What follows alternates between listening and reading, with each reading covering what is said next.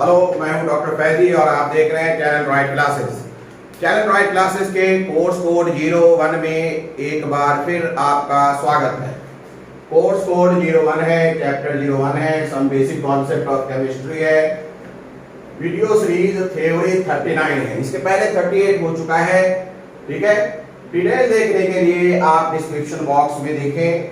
मैं आपको बता दूं कि अगर आपको यह चैप्टर सही मायने में समझना है तो आपको क्या करना चाहिए, वीडियो सीरीज थ्योरी 01, 02, 03 करते हुए प्ले लिस्ट में मौजूद सारे वीडियो सीरीज देखना चाहिए। प्ले लिस्ट में मौजूद सारे वीडियो सीरीज देखना चाहिए, तब जाकर के इस पर आपका पूरा कमांड हो जाएगा, ठीक है। एक बार जब आप पूरा प्ले लिस्ट देख लेंगे इस बेसिक कॉन्सेप्ट ऑफ केमिस्ट्री का, तो आपसे एडवांस IIT एडवांस तक के क्वेश्चन बनेंगे।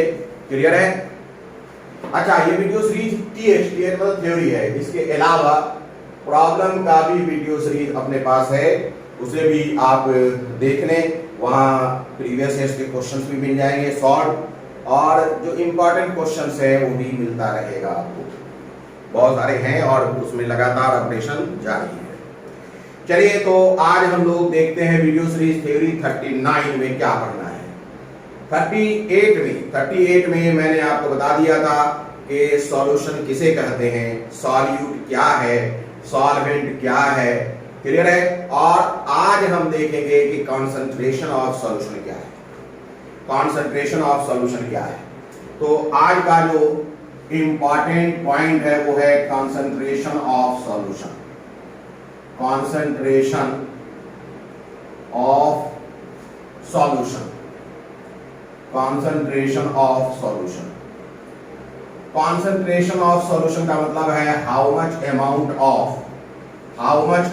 Of solute present in A given और पार्टिकुलर अमाउंट ऑफ सॉल्यूट और सॉल्यूशन। ठीक है, ध्यान दीजिएगा, कुछ बातें ध्यान देना है। सबसे पहली बात कि concentration of solution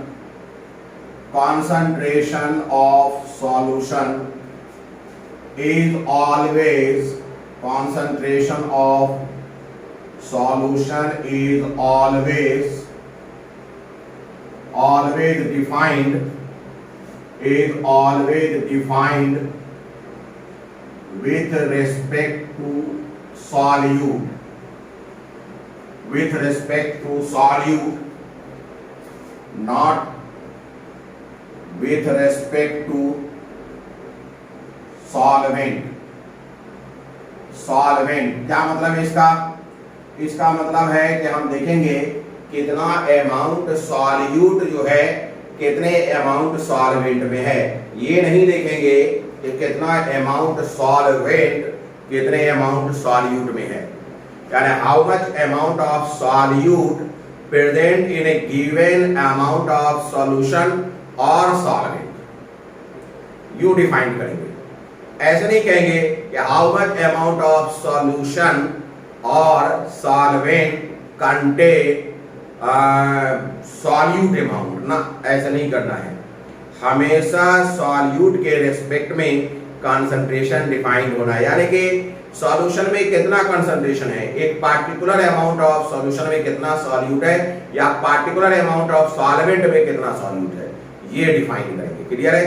concentration of solution को हम डिफाइन कर सकते हैं, लिखिएगा।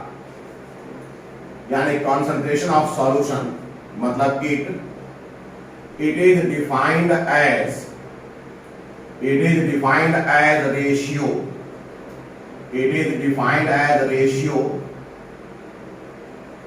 defined as ratio of amount of solute,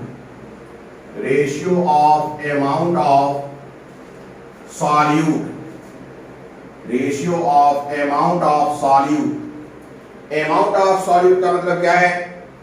मास या मोल या वॉल्यूम। amount of solute मतलब मास ऑफ सॉल्यूट या वॉल्यूम ऑफ सॉल्यूट या मोल ऑफ सॉल्यूट या मोल ऑफ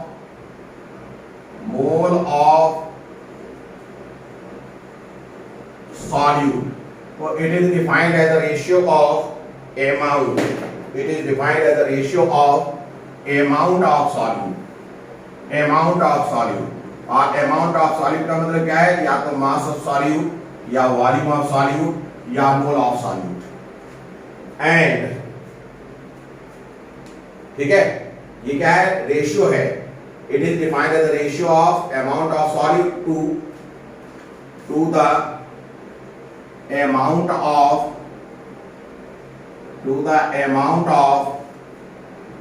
solution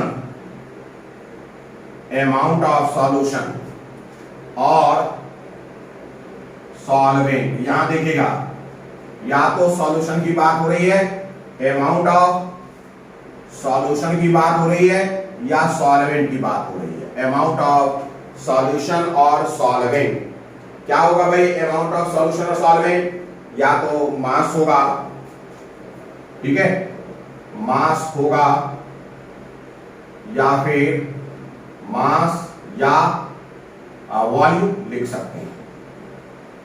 मास या वॉल्यूम लिख सकते हैं. क्लियर है?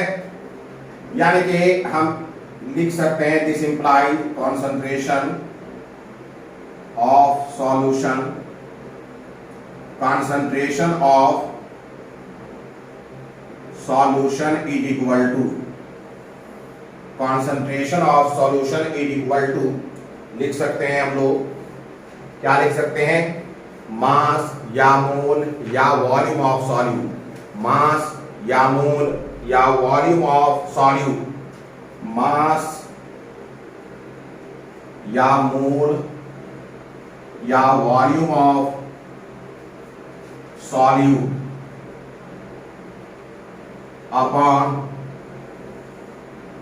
mass या वॉल्यूम ऑफ सॉल्यूशन और सॉल्वेंट. सॉल्यूशन और सॉल्वेंट, सॉल्यूशन और सॉल्वेंट. यही है कॉन्सेंट्रेशन ऑफ सॉल्यूशन. यही है concentration of solution. Concentration of solution हम इस तरीके से डिफाइन कर सकते हैं.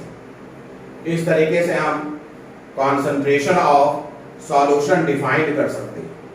Concentration of solution is always defined with respect to solvent, with respect to solute, not with respect to solvent. It is defined as a ratio of amount of solute, mass of solute or volume of solute or mole of solute to the amount of solution or solvent. मास या volume हो सकता है, मास या volume हो सकता है. Clear है? चलिए, तो अब हमने कंसंट्रेशन ऑफ सॉल्यूशन देख लिया है. अब types of concentration of solution देखिए. लिखेगा types of concentration of solution. Types of concentration of solution लिखेगा types of concentration of solution. Types of concentration, types of concentration, types of concentration of solution. Types of concentration of solution कई प्रकार के हैं. जैसे पहला percentage strength. पहला है percentage strength. Percentage strength. अब ये परसेंटेज स्ट्रेंथ जो है ये भी चार प्रकार का. कौन कौन? Percentage by volume. Percentage by volume. Percentage by volume को हम लिख सकते हैं percentage volume by volume. Percentage volume by volume. Volume by volume भी लिखते हैं. इन्हें हम परसेंट V बाय V के रूप में दिखाते हैं, इंडिकेट करते हैं। दूसरा ये हो गया परसेंटेज स्ट्रेंथ का पहला। दूसरा क्या है? परसेंटेज वेट बाय वॉल्यूम या mass by volume. Percentage mass by volume. इसे हम दिखाते हैं इसे दिखाते हैं हम percent mass by volume. Percent mass by volume या ऐसे भी दिखाते हैं percent weight by volume. Clear हो गई बात? तीसरा है अपने पास percentage by mass. Percentage by mass यानी कि परसेंटेज मास बाय मास। इसे हम दिखाते हैं परसेंट एम या इसे दिखाते हैं परसेंट W/W, इस तरीके से। चौथा है percentage volume by mass. Percentage volume by mass. इसे हम इंडिकेट करते हैं परसेंट V/M या परसेंट V/W। तो अगर हम कंसंट्रेशन ऑफ सॉल्यूशन की बात करें तो पहला है परसेंटेज स्ट्रेंथ, और परसेंटेज स्ट्रेंथ फिर 4 प्रकार के हैं। परसेंटेज स्ट्रेंथ कितने प्रकार के हैं? 4 प्रकार के हैं। इसके बाद परसेंटेज स्ट्रेंथ 4 प्रकार के हैं। ये हो गया नंबर 1। अब देखिए नंबर 2। क्लियर हो गई बात? दूसरा हम देखते हैं, दूसरा देखेंगे मोल फ्रैक्शन। दूसरा देखिए मोल फ्रैक्शन। दूसरा आप देखिए मोल फ्रैक्शन। मोल फ्रैक्शन को हम काई से भी इंडिकेट करते हैं। तीसरा अपने पास है मोलारिटी। तीसरा अपने पास है मोलारिटी। इसे हम कैपिटल M से इंडिकेट करते हैं। ठीक है। फिर है मोलालिटी। इसे हम M से इंडिकेट करते हैं। चौथा हो गया दूसरा, तीसरा, चौथा मोलालिटी। क्लियर है। फिर हम लोग देखेंगे फॉर्मलिटी। इसे हम F से इंडिकेट करेंगे। फिर देखेंगे नॉर्मलिटी। इसे हम N से इंडिकेट करेंगे। क्लियर है। फिर देखेंगे ppm, पार्ट्स पर मिलियन।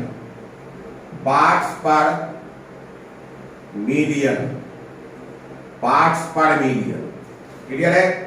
इसके अलावा भी हम डिफरेंट टाइप के कॉन्सेंट्रेशन देखेंगे, जैसे volume strength of H2O2। Volume strength of H2O2। फिर देखेंगे 9th नंबर में percent of SO3, percent of free SO3 in oleum. हम लोग आगे चल करके एक और देखेंगे हार्डनेस ऑफ वाटर। ये कितने प्रकार के कंसंट्रेशन देखेंगे। इसके अलावा इसके अलावा देखेंगे हम लोग relation between different concentration. Relation between different concentration, relation between different concentration, relation between different concentration। Clear है? देखिए अब इसमें हम लोग पढ़ेंगे क्या, या अभी जो हम लोग पढ़ने जा रहे हैं, अभी जो पढ़ने जा रहे हैं उसमें क्या क्या नहीं पढ़ेंगे, ये अभी हम नहीं पढ़ेंगे। नॉर्मलिटी, वॉल्यूम स्ट्रेंथ अभी नहीं पढ़ेंगे, percent of SO3 in oleum अभी नहीं पढ़ेंगे, हार्डनेस ऑफ वाटर अभी नहीं पढ़ेंगे, रिलेशन जो है बिटवीन डिफरेंट कॉन्सेंट्रेशन अभी नहीं पढ़ेंगे। हम लोगों का स्ट्रेटजी ये है कि बाकी सभी कॉन्सेंट्रेशन पढ़ लें और इतना अभी नहीं पढ़ेंगे। इसको पढ़ने के लिए ये जो अभी हमने कट लगाए हैं, इन सब को पढ़ने के पहले ऑक्सीडेशन नंबर, इक्विवेलेंट वेट और टाइट्रेशन पढ़ेंगे। ठीक है, इक्विवेलेंट वेट, ऑक्सीडेशन नंबर पढ़ने के बाद तब पढ़ेंगे नॉर्मलिटी, फिर टाइट्रेशन पढ़ेंगे, ये सब पढ़ेंगे, हार्डनेस ऑफ वाटर, और उचित जगह पर पढ़ना शुरू करेंगे। ये सब ध्यान दीजिए। पहला percent strength, mole fraction, molarity, molality, formality, ppm, ये सब अभी पढ़ेंगे और बाकी जो है वो अलग अलग जगहों पे पढ़ेंगे। क्लियर है? बाकी अलग अलग जगहों पे पढ़ेंगे, क्योंकि इसे पढ़ने के लिए जो रिक्वायर्ड भूमिका या रिक्वायर्ड नॉलेज चाहिए वो अपने पास नहीं है। जैसे नॉर्मलिटी को पढ़ने के लिए इक्विवेलेंट वेट की जरूरत है, वो अभी हमने नहीं पढ़ा है, तो निश्चित रूप से नॉर्मलिटी पढ़ने के पहले हम इक्विवेलेंट वेट पढ़ेंगे। हार्डनेस ऑफ वाटर के लिए हमें टाइट्रेशन चाहिए होगा। तो हम लोग इस तरीके से डिफरेंट कॉन्सेंट्रेशन टर्म, जिसे अभी हमने कट लगाए हैं, उसे पढ़ेंगे जरूर, इसी प्लेलिस्ट में पढ़ेंगे, इसी चैप्टर में पढ़ेंगे, लेकिन बाद में पढ़ेंगे और उचित जगह पर पढ़ेंगे। तो चलिए आज के इस सीरीज में सबसे पहले परसेंटेज बाय स्ट्रेंथ पढ़ लेते हैं। सबसे पहले परसेंटेज बाय स्ट्रेंथ पढ़ते हैं। सबसे पहले पढ़ना शुरू करिए percentage by strength. Percentage by strength पढ़ना शुरू किया जाए तो लिखेंगे आप परसेंटेज बाय स्ट्रेंथ। पहला जो है अपना percentage by strength, percentage by strength, percentage by strength या percentage strength, percentage by strength या इसे सिंपली परसेंटेज स्ट्रेंथ भी कह सकते हैं। परसेंटेज स्ट्रेंथ, इसे हम लोग पढ़ना शुरू करते हैं। क्या मतलब है परसेंटेज स्ट्रेंथ का? मतलब परसेंटेज स्ट्रेंथ में हम देखते हैं कितना पार्ट्स ऑफ सॉल्यूट, ठीक है, ध्यान दीजिएगा, कितना पार्ट्स ऑफ सॉल्यूट प्रेजेंट है, कितना पार्ट्स ऑफ सॉल्यूट प्रेजेंट है 100 पार्ट्स ऑफ सॉल्यूशन में, 100 पार्ट्स ऑफ सॉल्यूशन में। अब ये पार्ट कुछ भी हो सकता है, वेट हो सकता है, वॉल्यूम हो सकता है, ठीक है, और वैसे ही सॉल्यूशन का भी जो पार्ट है वो वेट हो सकता है, वॉल्यूम हो सकता है। तो अगर परसेंटेज बाय स्ट्रेंथ की बात करें तो कहेंगे percentage by strength is defined as how many parts of solute, how many parts of solute present in 100 parts of solution. ध्यान दीजिए, I am telling solution, not solvent, not solvent, I am telling solution not solvent। Clear है?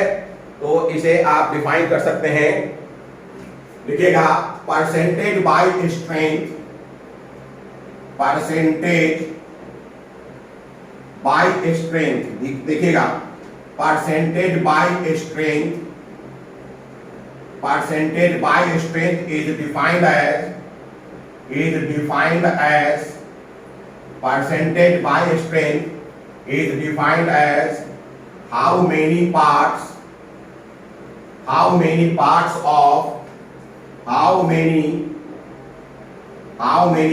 of percentage by strength is defined as how many parts of solute present in 100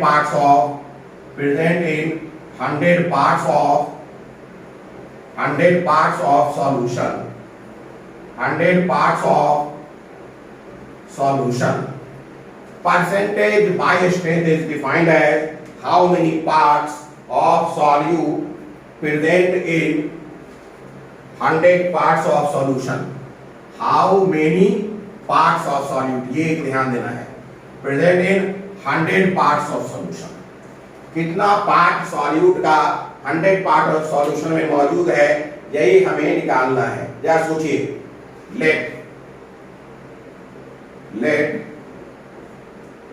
x is equal to amount of solute.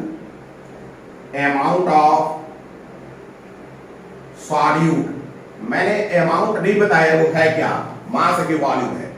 x is equal to amount of solute present in y amount of solution. Y amount of solution present in y amount of solution. x क्या है भाई, amount of solute है, और ये y amount of solution में मौजूद है, यानी कि ध्यान दीजिएगा, यानी कि हम कह सकते हैं x part of solute present in y part of solution. ठीक है, इसे हम यूं भी लिख सकते हैं, this implies x parts of solute, क्योंकि सॉल्यूट जो है वो x अमाउंट है, x part of solute present in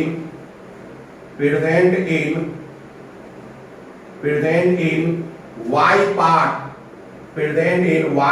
of solution, present in y part of solution. फिर एक बार हम समझा दें आपको, परसेंटेज स्ट्रेंथ का मतलब है how many parts of solute present in 100 part of solution. मैंने मान लिया कि x is the amount of solute present in y amount of solution. y amount of solution है, ठीक है, उसमें x अमाउंट जो है सॉल्यूट का है. That means x part of solute present in y part of solution, चलिए ये आपने समझ लिया. अब इसके आगे बात की जाए, हम क्या लिख सकते हैं, यूनिटरी मेथड का इस्तेमाल कर सकते हैं. यूनिटरी मेथड का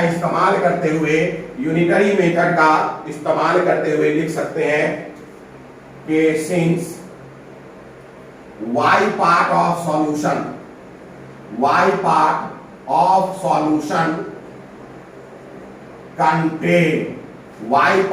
solution contain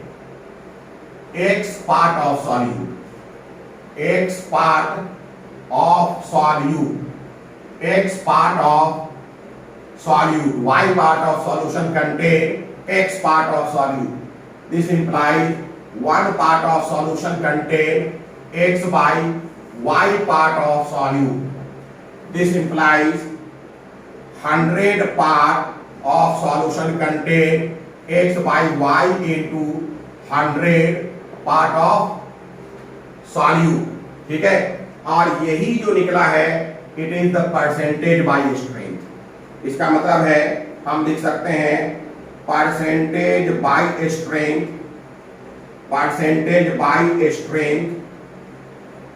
is equal to x by y into 100. x by y into 100. Percentage by strength मतलब है x by y into 100. x क्या है, x है पार्ट्स ऑफ सॉल्यूट या अमाउंट ऑफ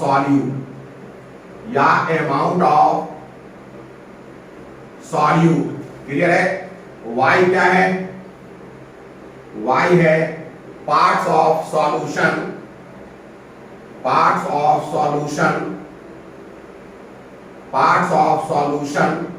और अमाउंट ऑफ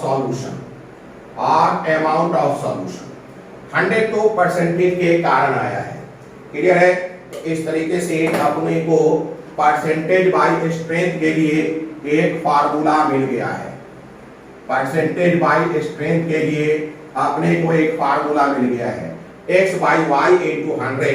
x क्या है? अमाउंट ऑफ सॉल्यूट, y क्या है? Amount of solution into 100।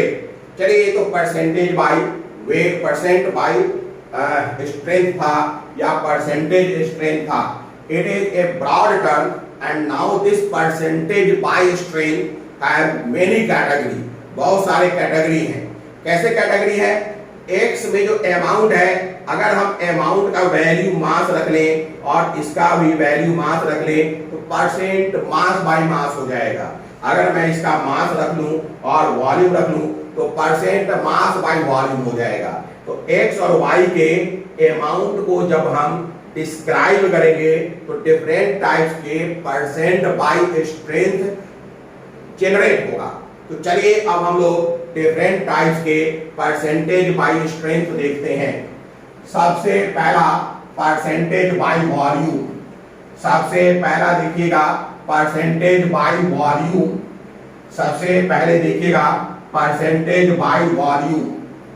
सबसे पहला आप देखें परसेंटेज बाय वॉल्यूम। इसमें हम देखते हैं परसेंटेज बाय वॉल्यूम।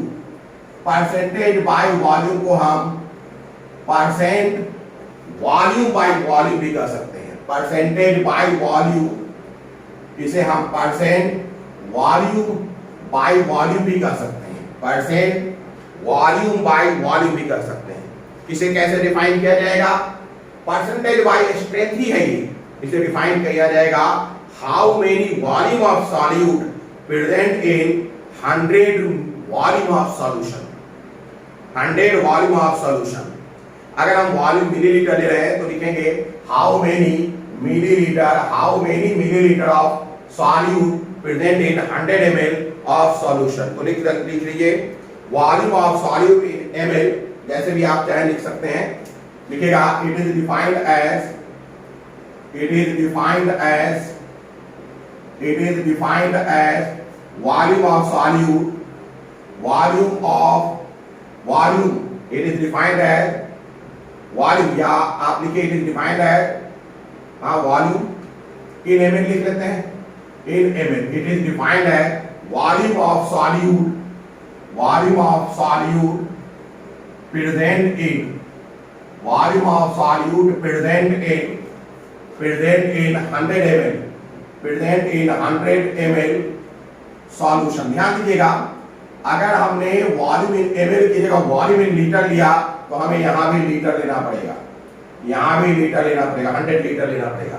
तो it is defined as volume in ml of solute, it is defined as volume in ml of solute present in 100 ml solution.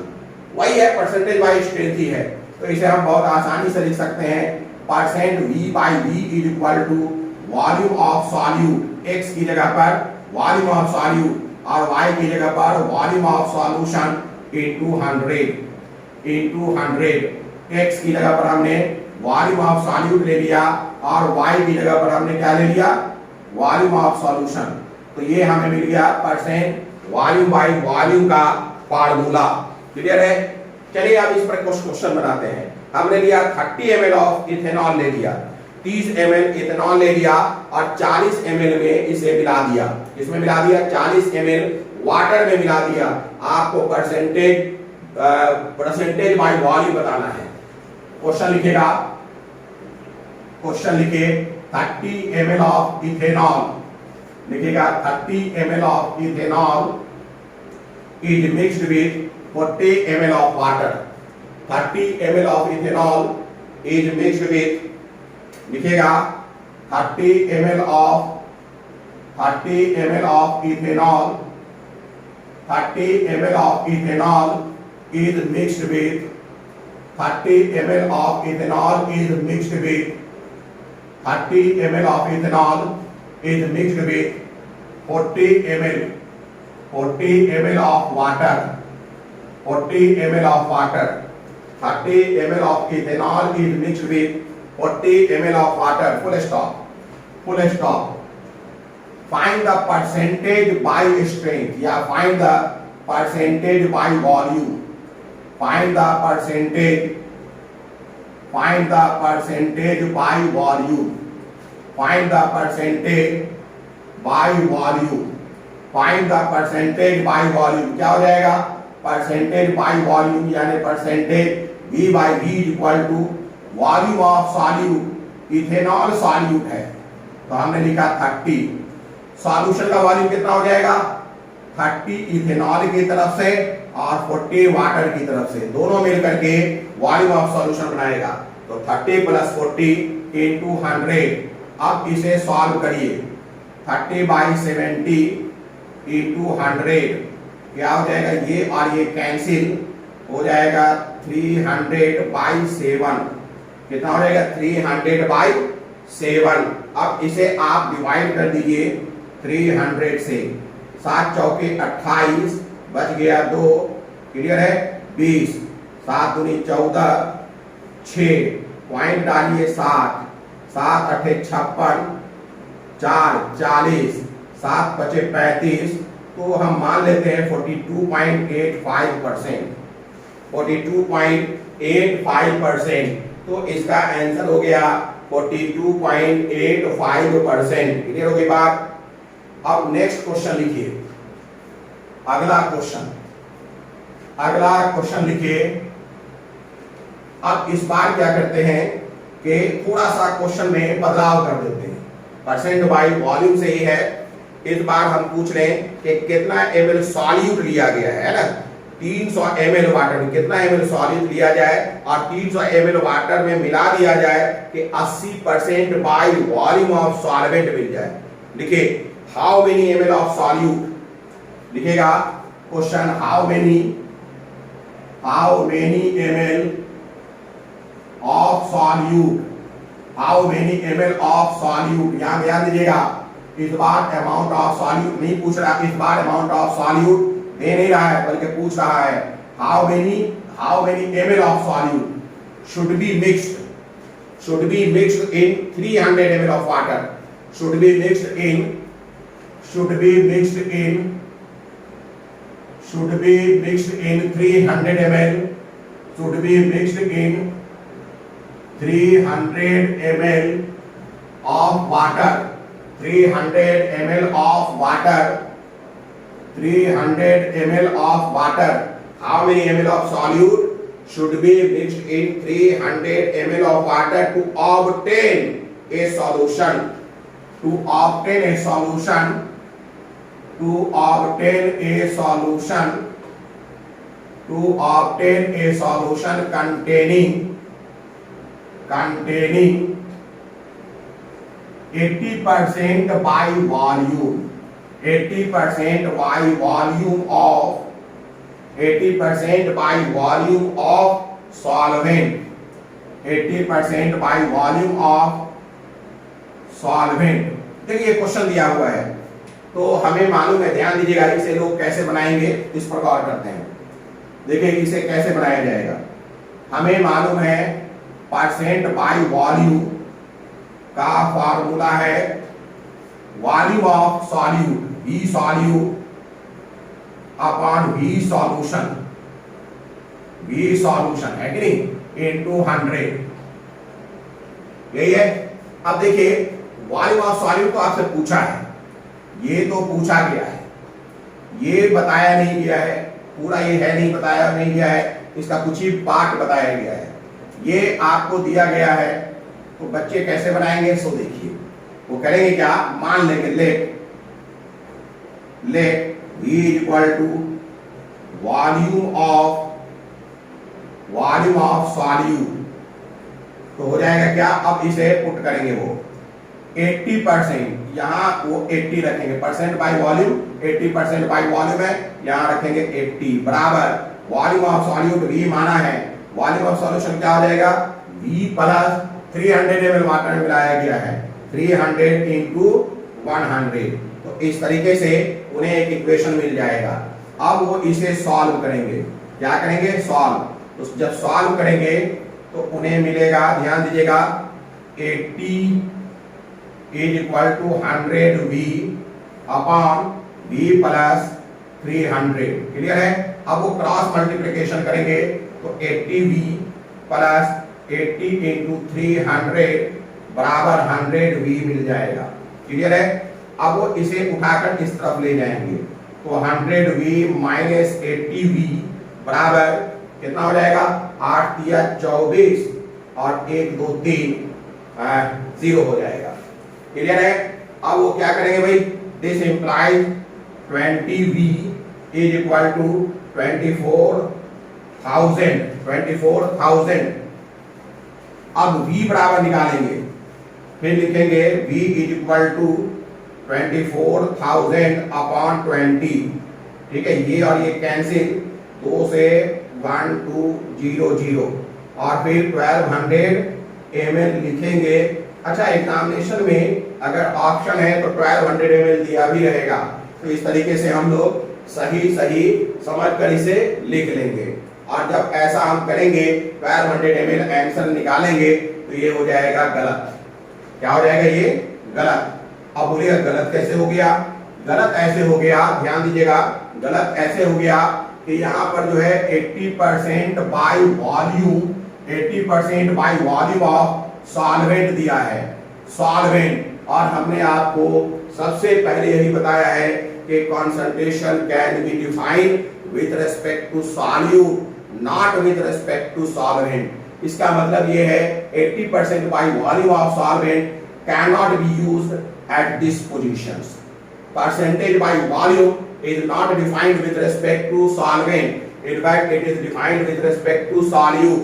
तो इस पूरे क्वेश्चन में अगर ये आपने ध्यान नहीं दिया, अगर यहाँ आप अलर्ट नहीं रहे, तो आपका आंसर जो है 1200 ml आ रहा है और ये आपके ऑप्शन में भी रहेगा, ऐसा ऑप्शन में भी रहेगा और आप खुशी खुशी गलती करके आएंगे और बाद में दुखी होंगे। तो असल में ये बनाना कैसे है, 80% बाय वॉल्यूम ऑफ सॉल्वेंट का मतलब है 20% बाय वॉल्यूम ऑफ सॉल्यूट। तो असल में क्या है, इसे कैसे सॉल्व करेंगे वो देखिए, मैं मिटाता हूं। अब ये सॉल्व कैसे होगा वो देखिए। हम लिखेंगे परसेंट बाय वॉल्यूम। क्या है अपने को क्वेश्चन में क्या दिया हुआ है, क्वेश्चन में दिया हुआ है, ध्यान दीजिएगा, क्वेश्चन में दिया है परसेंट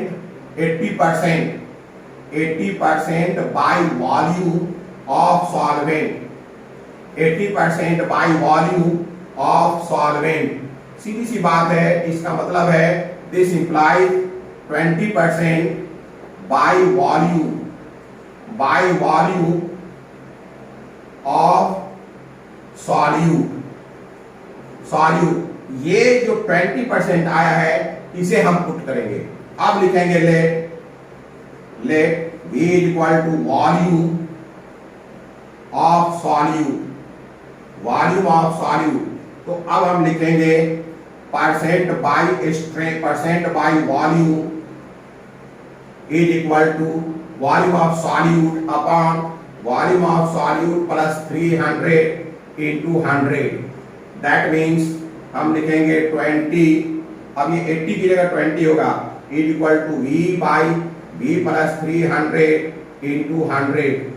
अब इसे सॉल्व करिए, अपने को मिल जाएगा 20 बराबर, अपने को मिल जाएगा 20 बराबर 100V upon V plus 300, 100V upon V plus 300।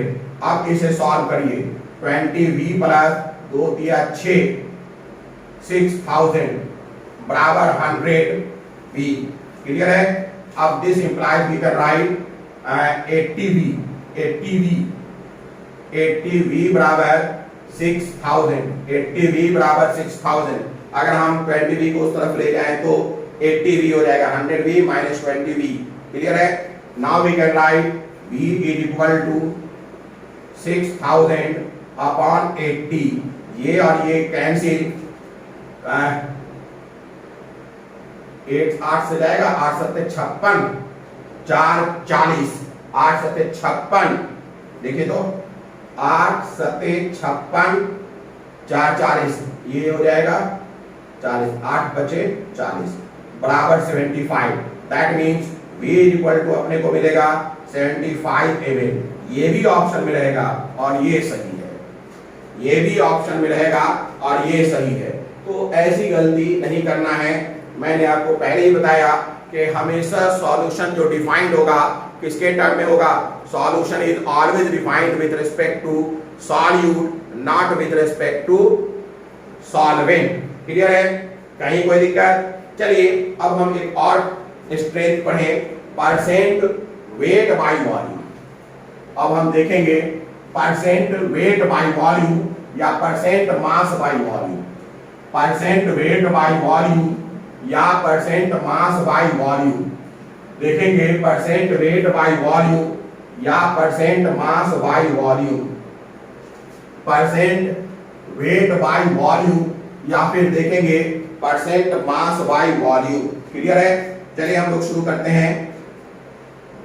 अगला परसेंट बाय वॉल्यूम हो गया। अब हम देख रहे हैं percent mass by volume, mass by volume, percent mass by volume, percent mass by volume. इसे हम परसेंट m बाय v लिख सकते हैं या परसेंट w बाय v लिख सकते हैं, दोनों लिखा जाता ना,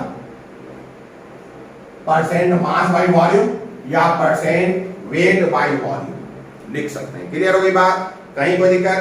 ये कैसे डिफाइन किया जाएगा, इसका था how many gram of solute present in 100 ml of solution. How many gram of solute present in 100 ml solution लिखेगा। It is defined as, it is defined as, it is defined as how many, it is defined as how many gram of solute present in 100 ml of solution, present in 100 ml of solution. इसका formula हो जाएगा percent weight by volume is equal to W by solute या M by solute. M solute मतलब mass of solute upon mass of solution into 100, यानी कि percent by strength में जो X था उसकी जगह पर मास ऑफ सॉल्यूट हो गया। अच्छा, और परसेंट बाय वेट में जो y था उसकी जगह पर वॉल्यूम ऑफ सॉल्यूशन हो जाएगा। वॉल्यूम लिखेंगे भाई, मास नहीं, वॉल्यूम ऑफ सॉल्यूशन, क्योंकि m बाय v हम देख रहे हैं। मास of solute upon volume of solution into 100, ये अपने को मिलेगा। क्लियर है, तो ये एक फार्मूला मिल गया। क्लियर होगी बात? चलिए अब हम थोड़ा सा इस पे भी एक दो क्वेश्चंस बनाकर तब आगे बढ़ते हैं।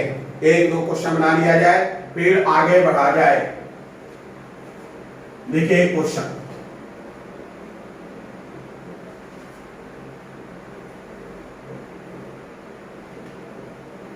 क्या क्वेश्चन है सो देखिए।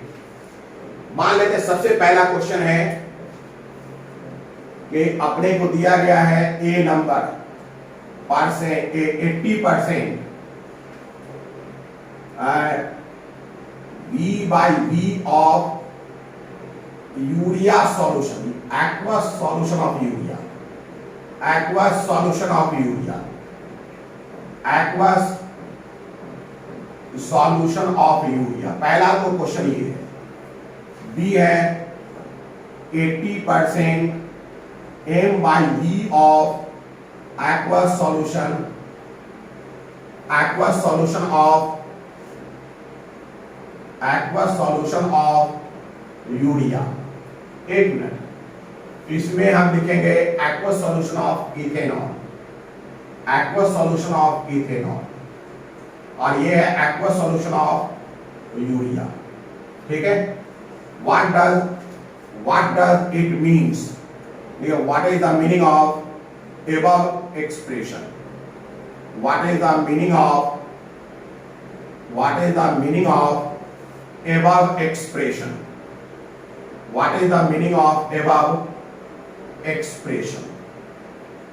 What is the meaning of above expression. ऊपर में जो दिया गया है उसका क्या मीनिंग है, what is the meaning of above expression, इसके क्या मतलब है।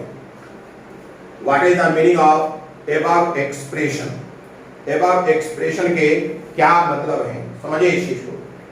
देखिए मैंने यहां पर जो लिखाया है पहले उसमें ए नंबर की बात करें, ए नंबर की बात करें। ए नंबर में मैंने लिखाया है 80% V by V of aqueous solution of ethanol, aqueous solution of ethanol, aqueous solution of ethanol। Ethanol को हम ETOH भी लिख सकते हैं। ETOH का मतलब है C2H5OH, एक अल्कोहल है। देखिएगा aqueous का मतलब होता है वाटर, aqueous का मतलब है वाटर, और aqueous सॉल्यूशन का मतलब है, aqueous सॉल्यूशन का मतलब है solution forms with water, solution of water, solution of water. aqueous solution का मतलब है solvent water, solution of water, ठीक है। Solution of ethanol in water ऐसे लिखिए, solution of ethanol in water, solution of ethanol in water, ये अच्छा लगेगा, इथेनॉल इन वाटर। देखिए यहां पर हमने इथेनॉल जो होता है ये नॉर्मली लिक्विड होता है, यानी नॉर्मल टेम्परेचर पर लिक्विड होता है, और वाटर भी नॉर्मली लिक्विड होता है नॉर्मल टेम्परेचर पर। तो अगर हम दो लिक्विड को मिला रहे हैं तो मास बाई वॉल्यूम की जगह पर वॉल्यूम बाई वॉल्यूम इस्तेमाल करना चाहिए। बात समझ में आ रहा है ना। इसलिए 80% V by V is suitable for those type of solution, उस तरीके के सॉल्यूशन के लिए सुटेबल है जहां सॉल्यूट भी लिक्विड है और सॉल्वेंट भी लिक्विड है, जैसे इस केस में है।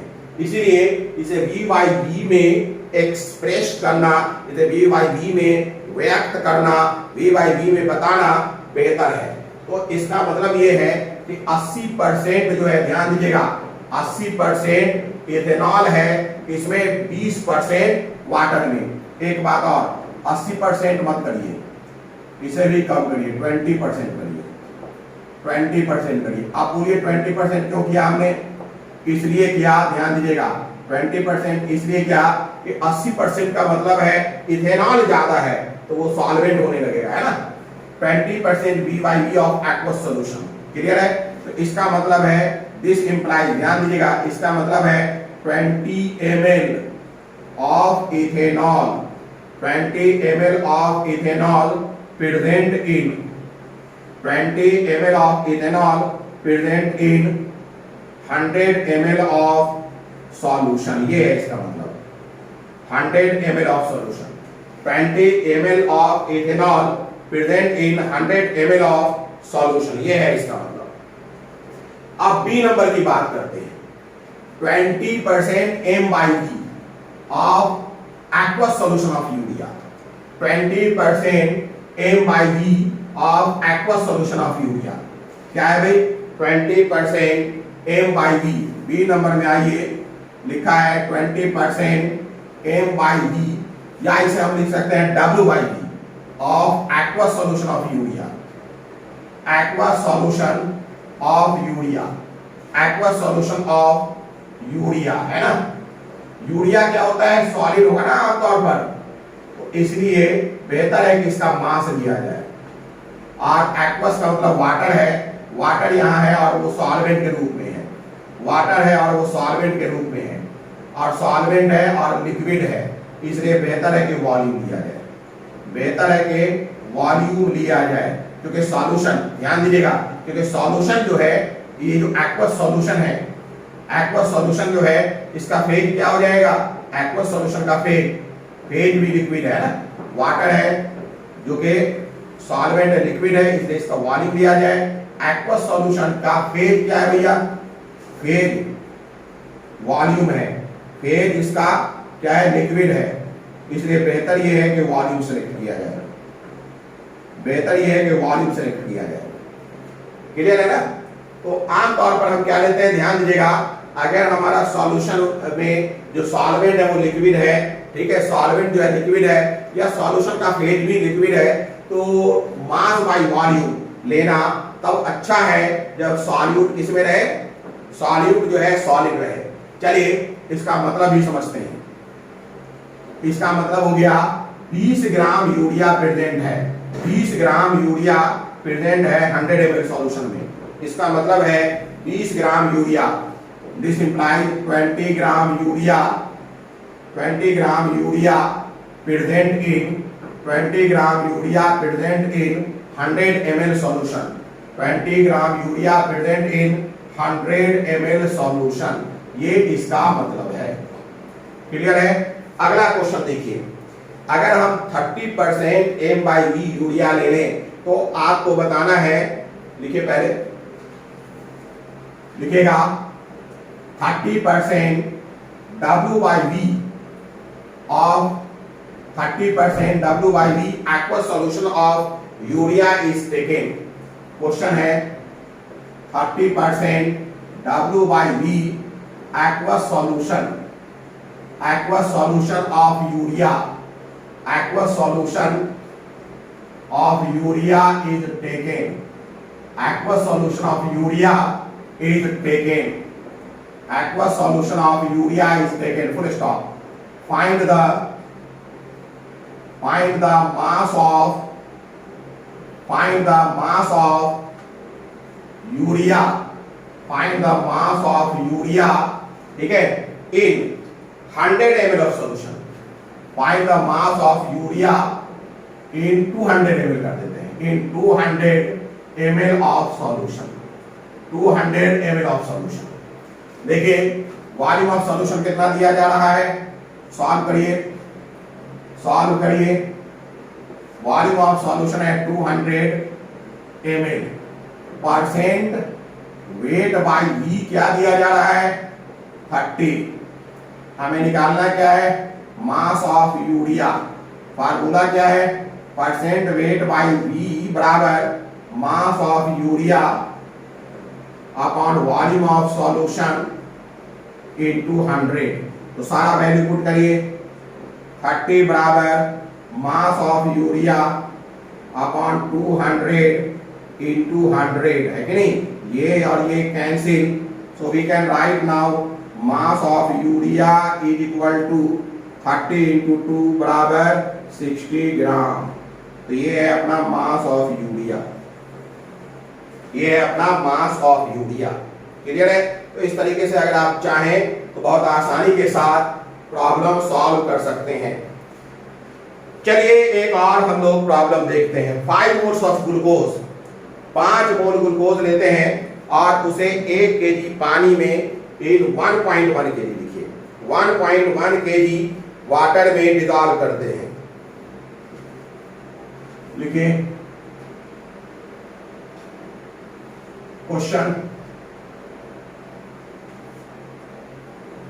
क्वेश्चन है 5 moles of glucose, 5 moles of glucose are dissolved. Question है 5 moles of glucose, 5 moles of glucose are dissolved, 5 moles of glucose are dissolved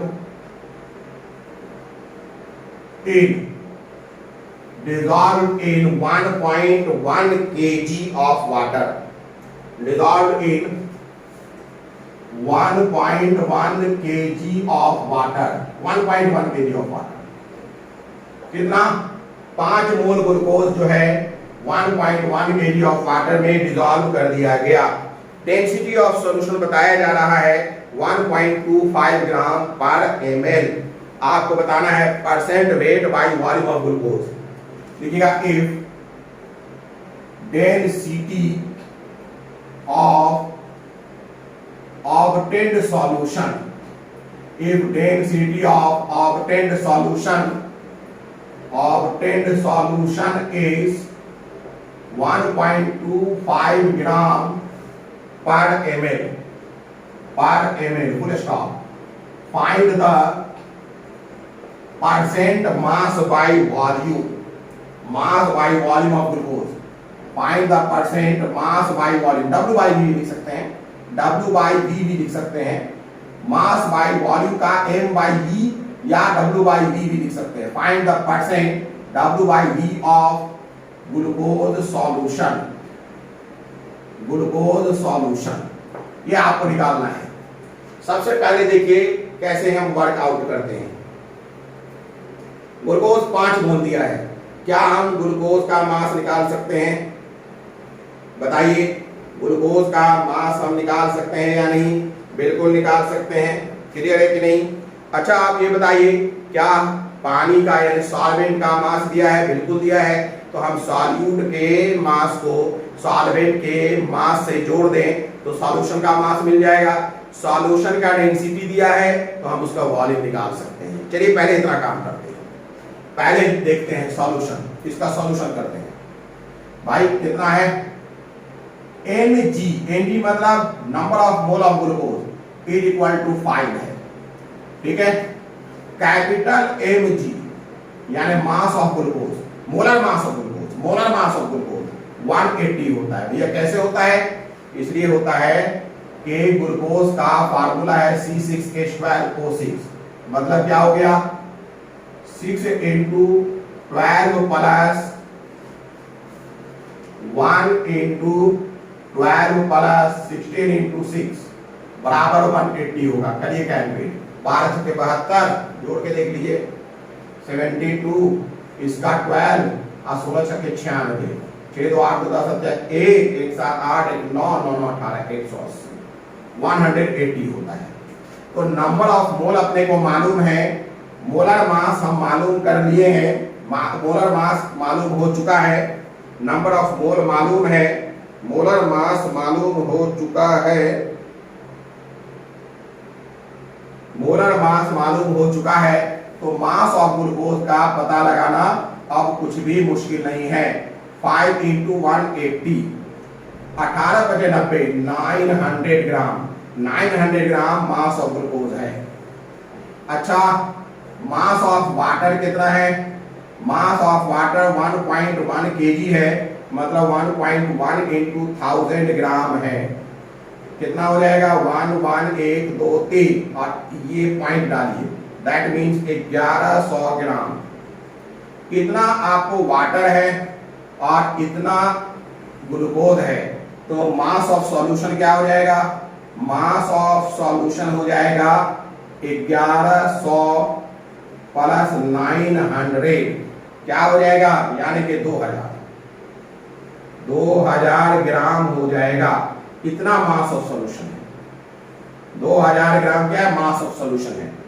density दिया हुआ है, डेंसिटी कितना दिया हुआ है? 1.25 ग्राम पर ml दिया हुआ है, 1.25 ग्राम पर ml दिया हुआ है। डेंसिटी इक्वल टू 1.25 ग्राम पर ml। हमें मालूम है डेंसिटी इक्वल टू होता है mass by volume, that means volume equal to हो जाएगा mass by density, mass by density. Mass of solution कितना आ रहा है? 2000 ग्राम और डेंसिटी कितना आ रहा है? 1.25 ग्राम पर ml आ रहा है ना, यानी कि ml में निकलेगा वॉल्यूम। अब इसे सॉल्व करिए, इसे सॉल्व करिए, क्या हो जाएगा? ये 1.25 है ना, तो इसमें 1 और 2 जीरो और बढ़ा दीजिए। अब देखिए कितने बार में जाएगा? चलिए 5 से 25 और ये हो गया 4 5 हो गया 20, 1 2 3 4 5, ये हो गया 5 और 40, 1 2 3, फिर ये देखिए 5 से जाएगा 5 1 जा 5, 30 5 छक्के 30, 16। दैट मीन्स ध्यान दीजिएगा V equal to 1600 ml। Volume of solution, ये क्या मिला अपने को? वॉल्यूम ऑफ सॉल्यूशन है। ये क्या है? वॉल्यूम ऑफ सॉल्यूशन है। वॉल्यूम ऑफ सॉल्यूशन अपने को मिल गया 1600 ml। वॉल्यूम ऑफ सॉल्यूशन अपने को मिल गया 1600 ml। अब कुछ है ही नहीं, हमें निकालना है परसेंट मास बाई वॉल्यूम। अपने को अपने को सॉल्यूट का मास मालूम है 900, अपने को वॉल्यूम ऑफ सॉल्यूशन मिल गया है, तो परसेंट बाई मास निकालना अब मुश्किल नहीं है। तो लिखेगा percent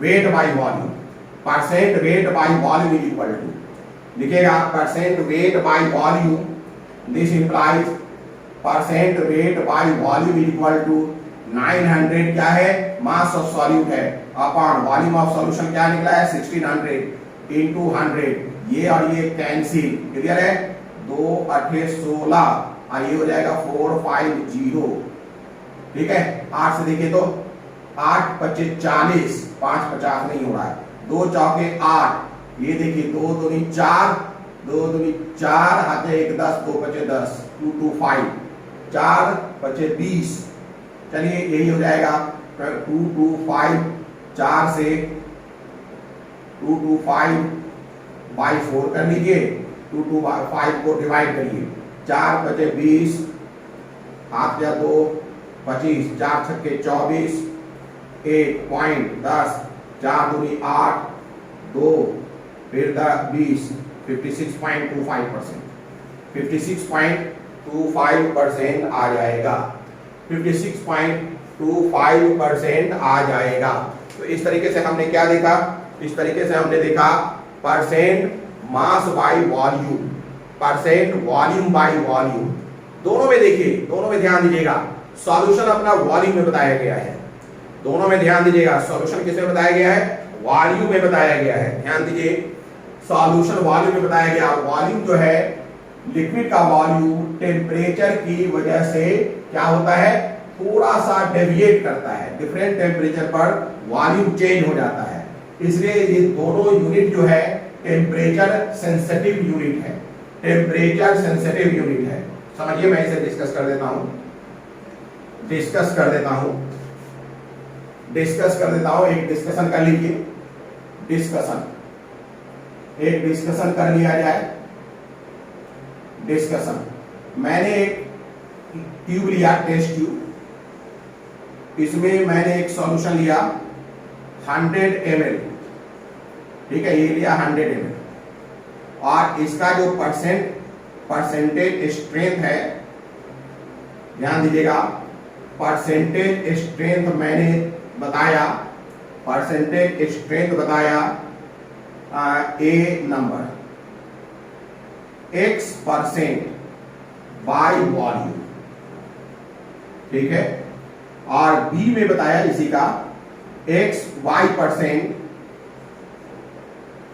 mass by volume, mass by volume, ये हमने बताया। इसी सॉल्यूशन को दोनों तरीके से एक्सप्रेस कर सकते हैं।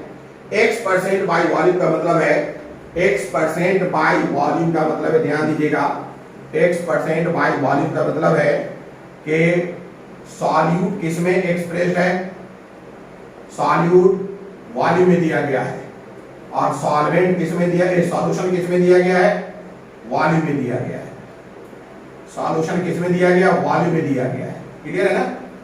अब सपोज दैट इसे हमने रखा हुआ है 25 डिग्री सेल्सियस पर, और गर्मी बढ़ गया और हो गया 40 या 45 डिग्री सेल्सियस, या इसे मैं धूप में लेके चला गया, तो क्या हो जाएगा, टेम्परेचर की वजह से, या अच्छे से मैं कॉर्क्ड कर दूं, कॉर्क्ड माने इसमें से किसी चीज को निकलने ना दूं, लेकिन उसके बावजूद क्या होगा, टेम्परेचर के कारण वॉल्यूम एक्सपैंड करेगा, ठीक है। गैस का वॉल्यूम तो बहुत तेजी से एक्सपैंड करता है, लिक्विड का वॉल्यूम भी एक्सपैंड करता है, लेकिन गैस के मुकाबले कम करता है, ठीक है, और सॉलिड का तो ना के बराबर करता, बहुत ही मुश्किल से करता है, क्लियर है ना। तो अगर हम बात करें, ध्यान दीजिएगा, percentage strength X% by volume है, सॉल्यूट भी वॉल्यूम में दिया गया है, सॉल्यूशन भी वॉल्यूम में दिया गया है, क्लियर है ना। तो जब हम इसका सुनिएगा, मान लेते हैं हम ये कहें कि 25 की X ml, X% by volume का मतलब X ml सॉल्यूट प्रेजेंट है 100 ml सॉल्यूशन में, X ml प्रेजेंट है 100 ml सॉल्यूशन में, ध्यान दीजिएगा, X ml प्रेजेंट है 100 ml सॉल्यूशन में। टेम्परेचर के कारण सॉल्यूशन का वॉल्यूम 100 की जगह 101 हो गया, मान लेते हैं, और x का 0.1 बढ़ा, तो क्या अब भी x परसेंट बाई वॉल्यूम होगा? वॉल्यूम स्ट्रेंथ में चेंजिंग आएगा कि नहीं? क्योंकि वॉल्यूम जो है बदल गया। ध्यान दीजिएगा, x परसेंट बाई वॉल्यूम है। इसे थोड़ा और आसान कर दें, x परसेंट बाई वॉल्यूम को अगर हम मान लें, x का वैल्यू मान लें सपोज दैट 25%, x परसेंट बराबर मान लें 25%, तो मान लेते हैं कि 25 ml 100 ml वाटर में है। मान लेते हैं 25 ml सॉल्यूट 100 ml सॉल्यूशन में है। 25 ml सॉल्यूट 100 ml सॉल्यूशन में है। 25 ml सॉल्यूट 100 ml सॉल्यूशन में है। क्लियर है? 25 ml सॉल्यूट 100 ml सॉल्यूशन में है। अब देखिए, सॉल्यूशन का सपोज दैट एक्सपेंशन थोड़ा ज्यादा हो जाए, उसी रेशियो में अगर सॉल्यूट का एक्सपेंशन नहीं होता है तो निश्चित रूप से टेम्परेचर के बढ़ने पर x परसेंट 25% नहीं रह जाएगा। वॉल्यूम के बढ़ने के कारण जो है ये नया वैल्यू 25% की जगह पर हो सकता है, ध्यान दीजिए, 24% हो जाए या 26% हो जाए। ठीक है ना? हो सकता है सॉल्यूट ज्यादा एक्सपैंड कर जाए, सॉल्यूशन कम एक्सपैंड करे। हो सकता है सॉल्यूशन कम एक्सपैंड ज्यादा एक्सपैंड कर जाए, सॉल्यूट कम एक्सपैंड करे। तो निश्चित रूप से ये जो वैल्यू है ये चेंज हो जाएगा। क्लियर है? तो हम कह सकते हैं since volume depends on temperature, so this concentration term also depends on temperature. Clear है? तो हम लिखेंगे, इस बात को लिखेंगे, ध्यान दीजिएगा, इस बात को लिखेंगे, इस बात को यूं लिख देंगे, volume depends on temperature,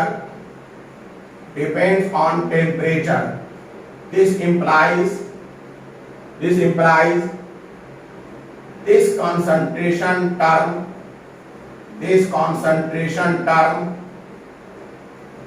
is temperature sensitive। Temperature के बदलने पर ये जो वैल्यू है वो बदल जाएगा। अब यहां ये y% मास बाई वॉल्यूम, इसका क्या मतलब है? सॉल्यूट जो है अपना, सॉल्यूट जो है वो मास दिया हुआ है, ठीक है, और सॉल्यूशन जो है वो वॉल्यूम दिया हुआ है। ठीक है?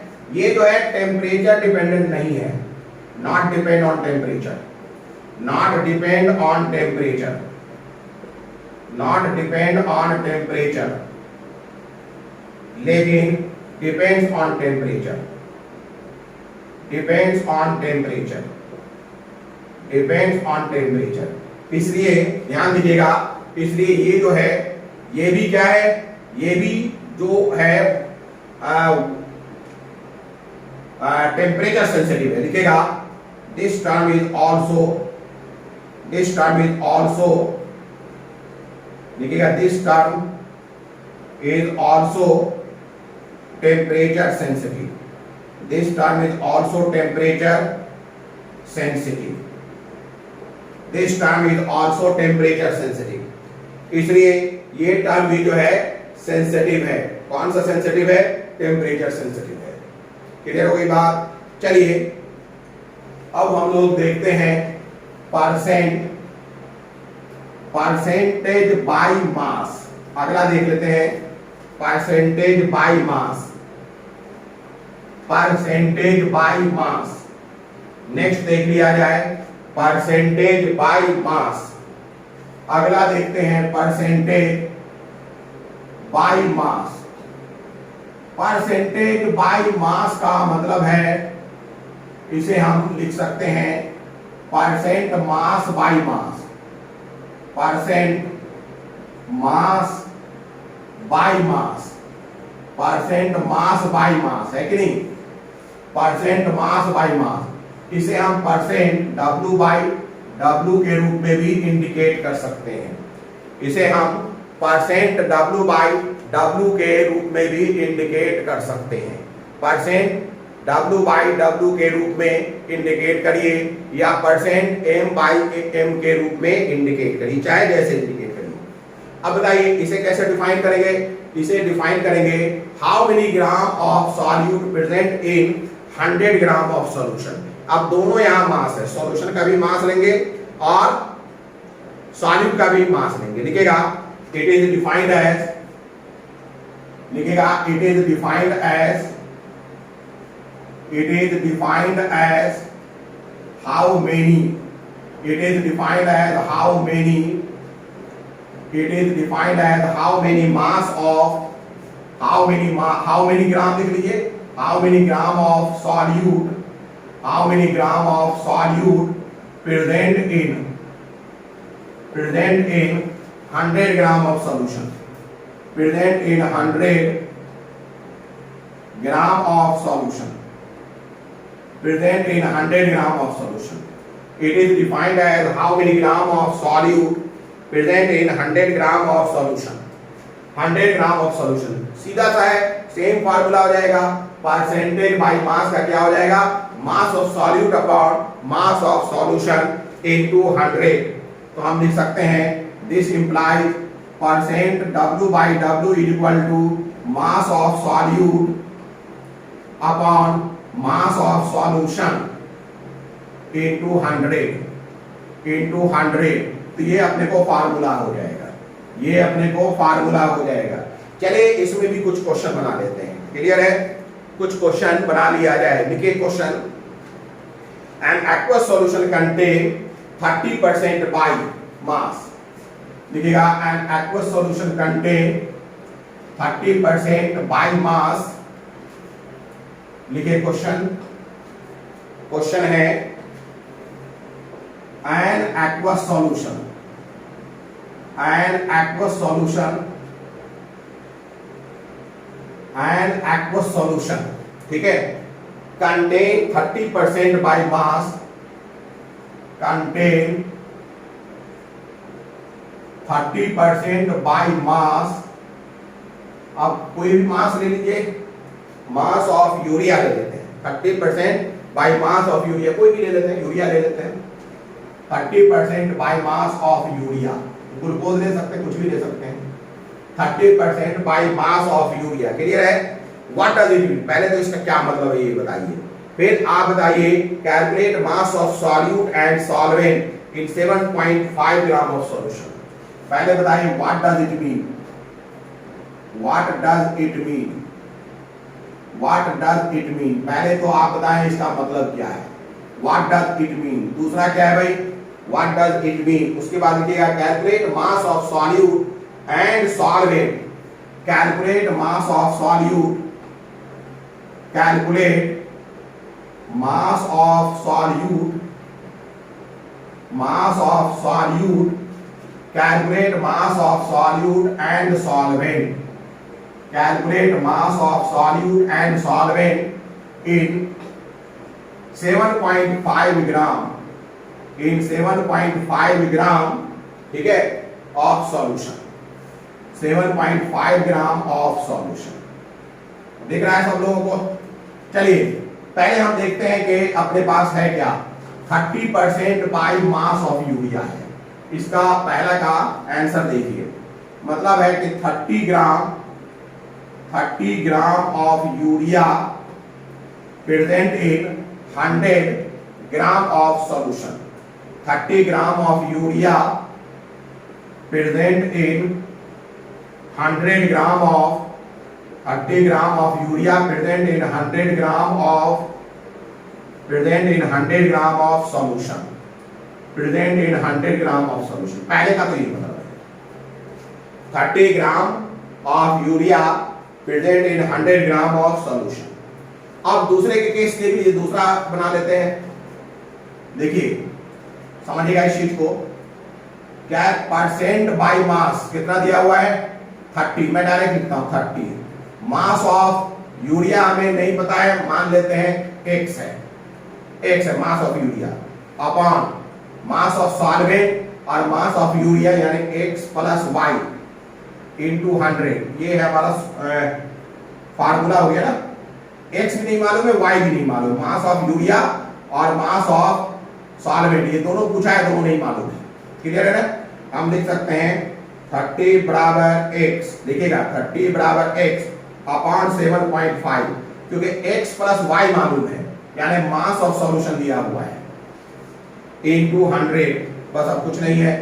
अब क्या करें, x का वैल्यू निकालिए, क्या हो जाएगा, x बराबर 30 इंटू 7.5 अपॉन 100, है कि नहीं? ये ये डेसिमल हटा दीजिए, 25 चौके 100, 40, 25 तिया 75, ये और ये कैंसिल, यानी कि 9/4, 4 से 9 को डिवाइड करिए, 4 1 जा 4, 4 2 जा 8, 4 2 जा 8, हो गया 1.10, 4 2 जा 8, 2.25, कितना ग्राम हो गया? That means we can say x बराबर 2.25 ग्राम, और अपने को मालूम है x प्लस y बराबर 7.5 gram, so we can write 2.25 plus y बराबर 7.5, so y equal to 7.50 minus 2.25, जैसा इसे सॉल्व करिए, 5 5 10, ये 9 हो गया, है ना? ये 4 हो गया, 2 2 4, ये हो गया कितना, 5 5 10, 2 2 4, ये 2 5, 5.25 ग्राम क्या है अपने को, सॉल्वेंट है। 5.25 ग्राम क्या हो जाएगा, सॉल्वेंट हो जाएगा, 5.25 ग्राम सॉल्वेंट हो जाएगा। बात समझ में आ रहा है? तो इस तरीके से अगर आप चाहें तो डिफरेंट टाइप्स के क्वेश्चंस बना लें। असल में इसमें हमें बहुत तरीके के क्वेश्चंस बनाने हैं, लेकिन ये सब हम तब बनाएंगे जब हम नॉर्मलिटी भी सीख लेंगे, तो बनाएंगे, टाइट्रेशन वगैरह सीख लेंगे, तो बहुत सारे क्वेश्चंस बनाने हैं। यानी कि ये जो अभी हम लोग पढ़ रहे हैं, इसे एक बार और पढ़ना है। इस बार इसे हम लोग इसलिए पढ़ रहे हैं, अभी इसलिए पढ़ रहे हैं कि एनसीईआरटी में कौन कौन सा दिया है, परसेंटेज बाय स्ट्रेंथ दिया है, मोलरिटी दिया है, मोलरिटी दिया है, पीपीएम दिया है, मोल फ्रैक्शन दिया है, नॉर्मलिटी नहीं दिया है, फॉर्मेलिटी नहीं दिया है। क्लियर है ना? और उसके बाद परसेंटेज बाय स्ट्रेंथ या वॉल्यूम स्ट्रेंथ ऑफ H2O2, ये सब जो है परसेंटेज फ्री SO3 का परसेंटेज, इन सब को डिफरेंट स्कैटर्ड फॉर्म में कहीं कहीं लिख दिया गया है। तो हमें तो सब एक जगह करके पढ़ना है, हमें तो सब एक जगह करके पढ़ना है। तो इसलिए फिलहाल मैं इतना इसलिए पढ़ा रहा हूँ कि इस टॉपिक के खत्म होने के बाद आपका अगर 11th क्लास में पढ़ रहे हैं तो एनसीईआरटी का पहला चैप्टर खत्म हो जाएगा, लेकिन कंपटीशन और केमिस्ट्री को पढ़ने के लिए इसमें अभी और बहुत सारे चीज को पढ़ना है। क्लियर है? चलिए एक और क्वेश्चन बनाते हैं। 0.2 मोल ऑफ ग्लूकोज लेते हैं और उसे 64 ग्राम पानी में डिसॉल्व कर देते हैं। आपको परसेंट वेट बाय वेट बताना है ग्लूकोज सॉल्यूशन का। लिखिए लिखिए, एक और क्वेश्चन लिख लीजिए,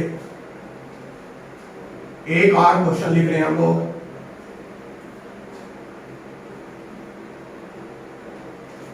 एक और क्वेश्चन लिख लिया जाए।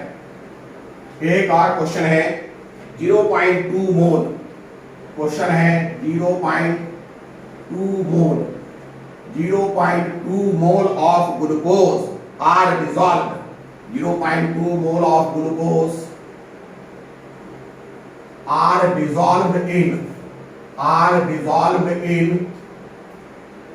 dissolved in 64 gram water, 64 gram of water, 64 gram of water, 0.2 mole of glucose are dissolved in 64 gram of water. Calculate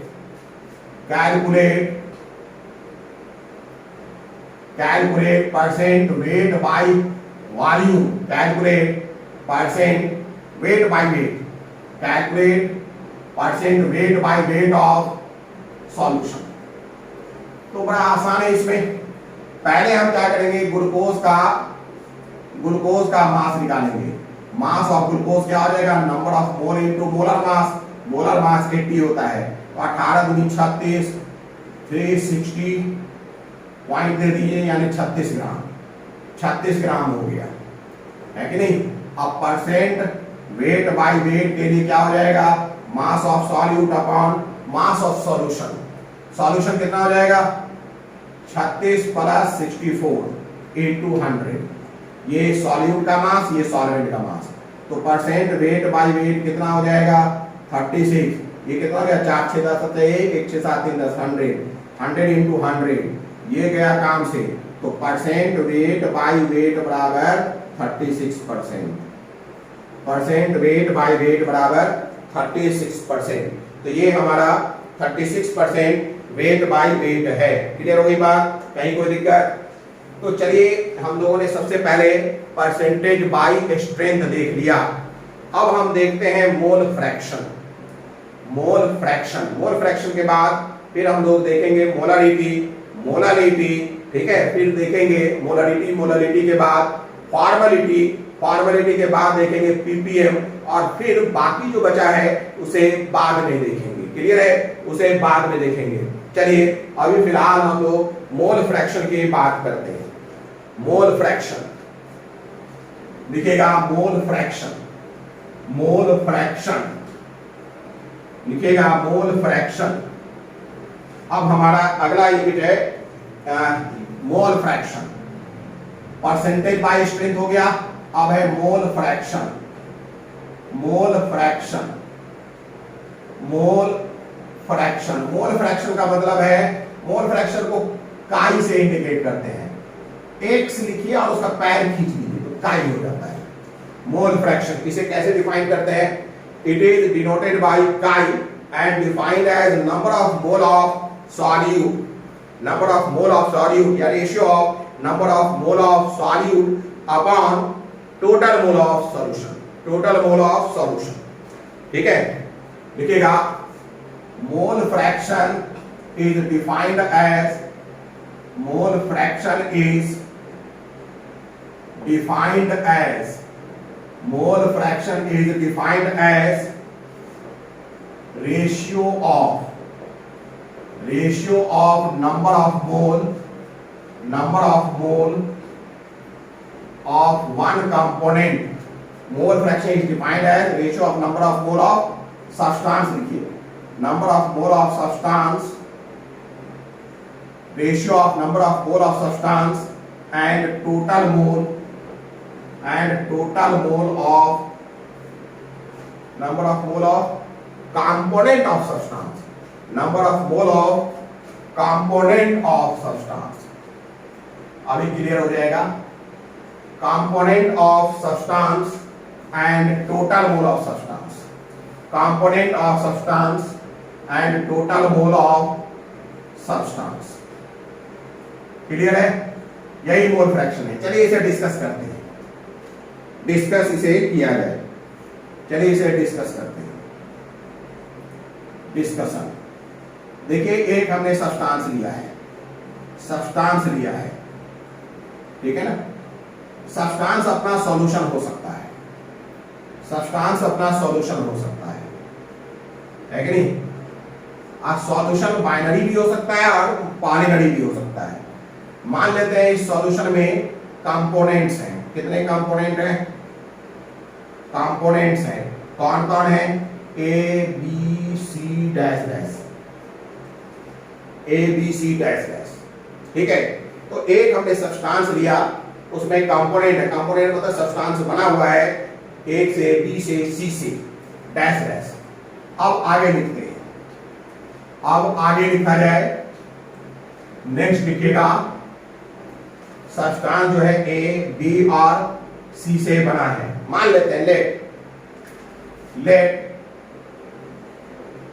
N A is equal to number of mole of substance A, N A equal to number of mole of substance A, right. N B equal to क्या हो जाएगा? Number of mole of substance B. N C equal to क्या हो जाएगा? Number of mole of substance C, and so on, and so on, and so on. इसी तरीके से ध्यान दीजिएगा, मोल फ्रैक्शन ऑफ ए का मोल फ्रैक्शन क्या होगा? N A, number of mole of component A, upon total mole of substance, यानी N A plus N B plus N C plus dash dash. यही mole fraction of component A है. It is mole fraction of component A. Similarly, we can write mole fraction of component B, chi B is equal to NB upon NA plus NB plus dash dash, या NC भी लिख लीजिए, NC plus dash dash. वैसे ही chi C equal to हो जाएगा NC, number of mole of C, upon NA plus NB plus NC plus dash dash dash. तो ये है mole fraction. It is the mole fraction, right. चलिए आगे लिखते हैं. मोल फ्रैक्शन है, अब आगे लिखा जाए. अगर हम सारे मोल फ्रैक्शन को जोड़ दें, सारे मोल फ्रैक्शन को जोड़ दें, लिखेगा a chi A plus chi B plus chi C plus dash dash. तो क्या हो जाएगा, N A upon N A plus N B plus N C plus dash dash plus N B upon N A plus N B plus N C plus dash dash plus N C upon N A plus N B plus N C plus dash dash plus dash dash. अगर हम इन सब को जोड़ते चले, chi A plus chi B plus chi C plus dash dash बराबर क्या हो जाएगा, एलसीएम ले लीजिए, N A plus N B plus N C plus dash dash. ऊपर में क्या हो जाएगा, अगर ये आपका Na plus Nb plus Nc है, तो ये इससे 1 टाइम चला जाएगा और 1 से इसको गुणा करेंगे तो Na मिल जाएगा. उसी तरीके से Nb मिल जाएगा, Nc मिल जाएगा plus dash dash. That means ये कैंसिल हो जाएगा और बन जाएगा 1. इसका मतलब है समेशन ऑफ मोल फ्रैक्शन, यानी chi A plus chi B plus chi C plus dash dash बराबर 1. Chi A plus chi B plus chi C plus dash dash dash बराबर 1. बात समझ में आ रहा है कि नहीं. समेशन ऑफ काई हम क्या लिख सकते हैं, समेशन ऑफ काई, दिस इंप्लाइज समेशन ऑफ काई. आई लिखते हैं, आई का मतलब है 1 2 3 कंपोनेंट शो कर रहा है, ये कितना होगा 1 के बराबर होगा. समेशन ऑफ काई आई इज इक्वल टू अपने को क्या मिलेगा, 1 के बराबर मिलेगा. बात समझ में आ रहा है.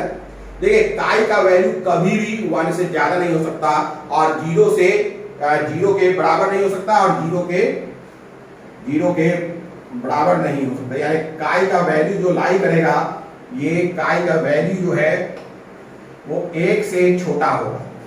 मोल फ्रैक्शन जो है 1 से छोटा होगा और 0 से बड़ा होगा. बात समझ में आ रहा है ना. 1 से छोटा होगा और 0 से बड़ा होगा. अगर मान लेते हैं कि काई का वैल्यू 0 आ रहा है, मतलब क्या है, सब्सटेंस ही नहीं है, मोल ही नहीं है, तभी तो 0 आ रहा है. काई का वैल्यू अगर 0 आ रहा है, that means substance is absent. Substance is absent. Substance is absent. और काई का वैल्यू अगर बाय द वे 1 आ रहा है, इसका मतलब क्या है, इसका मतलब है सब्सटेंस इज प्योर, दूसरा कोई सब्सटेंस है ही नहीं. काई इक्वल टू 1 का मतलब है substance is pure. Substance is pure. काई का इज इक्वल टू 1 का मतलब है सब्सटेंस इज प्योर. बात समझ में आ रहा है. तो ये है मोल फ्रैक्शन. चलिए इस पर भी हम क्वेश्चन बना लेते हैं. इस पर भी हम क्वेश्चन बना लें. मान लेते हैं कि 30 ग्राम यूरिया ले लें. मान लेते हैं कि 30 ग्राम यूरिया ले लिया जाए. कितना, 30 ग्राम. 30 ग्राम यूरिया ले लिया जाए और 45 ग्राम ऑफ वाटर के साथ मिला दिया जाए. ठीक है, लिखिएगा question. 30 gram urea, 30 gram urea is mixed with 30 gram urea is mixed with 45 gram water. With 45 gram water, 30 gram urea is mixed with 45 gram water. मिलाया है. क्लियर है. Calculate percent weight by weight of urea and mole fraction of urea. A number calculate percent weight by weight of urea, और B number mole fraction of urea, mole fraction of urea, mole fraction of urea. पहले A number बनाइए, percent weight by weight, भाई कितना है gram urea, 30 ग्राम, मास यही है ना 30, solution का मास कितना हो जाएगा 30 प्लस 45 इंटू 100 है कि नहीं, बराबर 30 बाई 30 40 70 5 75 75 इंटू 100, 25 दिया 75, 25 चौके 100, 3 से कैंसिल कराइए 10, बराबर कितना हो गया 40%, 40% वेट बाई वेट हो गया। अब मोल फ्रैक्शन यानी बी नंबर को सॉल्व करते हैं। अब मोल फ्रैक्शन की बात करें, अब हम मोल फ्रैक्शन की बात करते हैं, मोल फ्रैक्शन की बात की जाए। देखिए मोल फ्रैक्शन बी नंबर की बात करते हैं। मोल फ्रैक्शन आपको बताइए यूरिया का कितना मास दिया गया है, MU मतलब मास ऑफ यूरिया 30 ग्राम, अच्छा MU मतलब मोलर मास ऑफ यूरिया कितना हो जाएगा 60। देखते हैं चेक करके, यूरिया का मतलब होता है C double bond O NH2, तो मोलर मास ऑफ यूरिया निकालिए जरा। नाइट्रोजन 28, 2 नाइट्रोजन है, हाइड्रोजन 4, कार्बन 12 और ऑक्सीजन 16, जोड़िए तो 6 2 8 4 12 8 20, आता 2 2 1 3 1 4 2 6 60, तो ठीक है 60, ठीक है। तो हम लिख सकते हैं दिस इंप्लाइज NU, यानी कि number of mole of urea कितना हो जाएगा 30/60 मतलब 1/2, number of mole of urea मिल गया 1/2। चलिए अब पानी के बारे में बात करें। मास ऑफ वाटर दिया गया है 45 ग्राम, मोलर मास ऑफ वाटर होता है 18, सबको मालूम है, तो number of mole of water कितना हो जाएगा 45/18, 3 छक्के 18, ये हो गया 15, 3 दूनी 6, 3 पचे 15, यानी 5/2 है कि नहीं, 3 छक्के 18 15 हो गया, हाँ ठीक है 5/2। अब हमें मोल फ्रैक्शन ऑफ क्या निकालना है यूरिया, तो मोल ऑफ यूरिया कितना है 1/2 अपॉन 1/2 प्लस 5/2 है कि नहीं, this implies mole fraction of urea बराबर 1/2।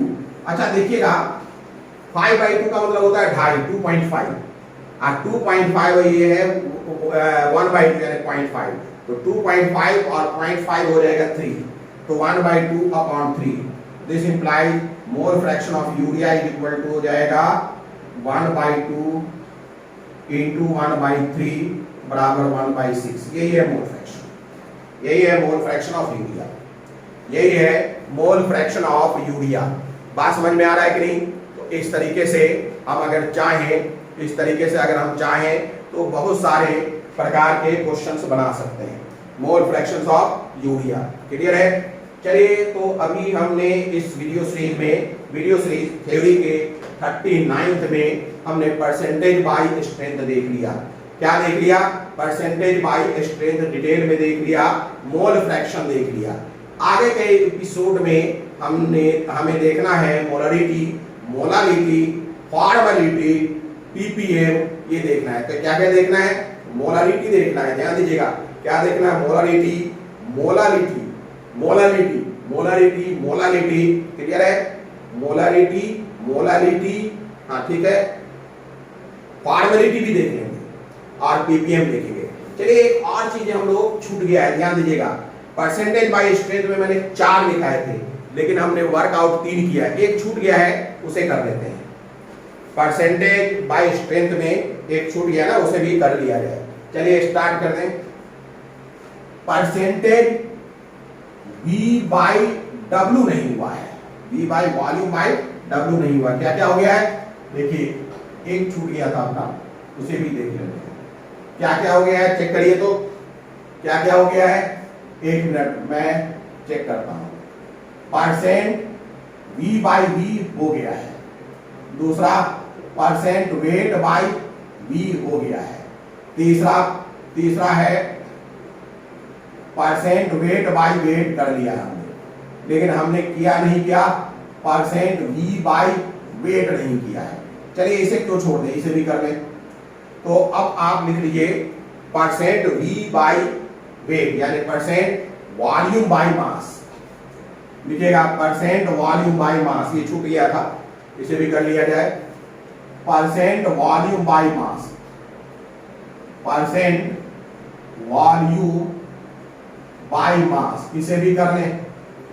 परसेंट वॉल्यूम बाई मास यानी परसेंट V बाई W। चलिए बात करते हैं इसमें कैसे डिफाइन करते हैं। इट इज डिफाइंड एज, ध्यान दीजिएगा, it is defined as how many ml of solute present in 100 gram of solution.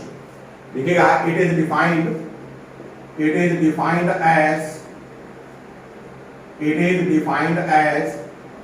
How many